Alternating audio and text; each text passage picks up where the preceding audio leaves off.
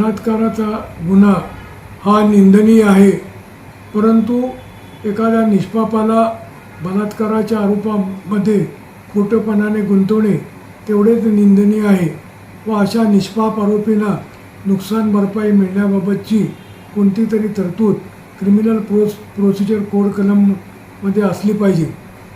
बार्शी न्यायालयात नुकताच एक खटला चालला.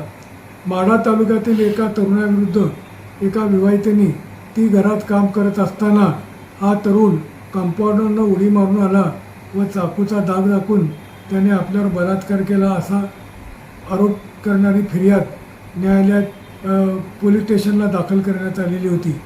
त्या फिर्यादीच्या आधारे सदर तरुणाविरुद्ध माढा पोलीस स्टेशनला गुन्हा दाखल झाला आणि त्या तरुणाला अटक करून पोलीस कस्टडीमध्ये ठेवण्यात आले व त्यानंतर न्यायालयीन कोठडीमध्ये त्याला ठेवण्यात आले. त्यानंतर कित्येक दिवसानंतर त्या आरोपीची जामिनावर मुक्तता झाली. सदर खटल्याची नुकतीच सुनावणी बार्शी सत्र न्यायालयात झाली. सदर तर विवाहितेची उलट तपासणीत तिने कबूल केले की आरोपीबरोबर तिचे प्रेम संबंध होते, प्रेम प्रकरण होते.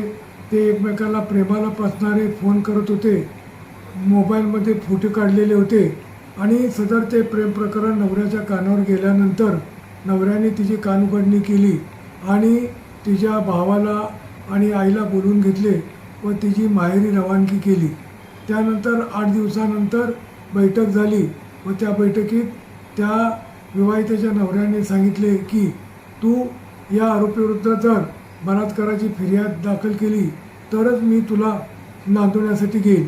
त्याप्रमाणे तिने बलात्काराची फिर्याद दाखल केली अशी स्पष्ट कबुली आम्ही घेतलेल्या उलट तपासात तिने दिली आणि सर्व पुराव्याचा विचार करून न्यायाधीशांनी आरोपीची निर्दोष मुक्तता केली. सदरचा तरुण अनेक दिवस कोठडीमध्ये खितपत पडलेला होता.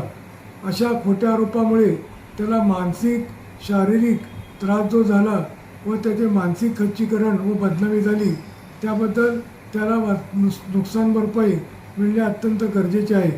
परंतु दुर्दैवाने आपल्या क्रिमिनल प्रोसिजर कोडमध्ये आरोपीला नुकसान भरपाई देण्याची कुठलीही तरतूद नाही. आता 1 जुलैपासून नवीन क्रिमिनल प्रोसिजर कोड चालू होत आहे, त्यामध्ये सुद्धा दुर्दैवाने कुठलीही तरतूद केलेली नाही. तर अशी तरतूद करायला पाहिजे जेणेकरून अशा तरुणांना सुद्धा न्याय मिळेल.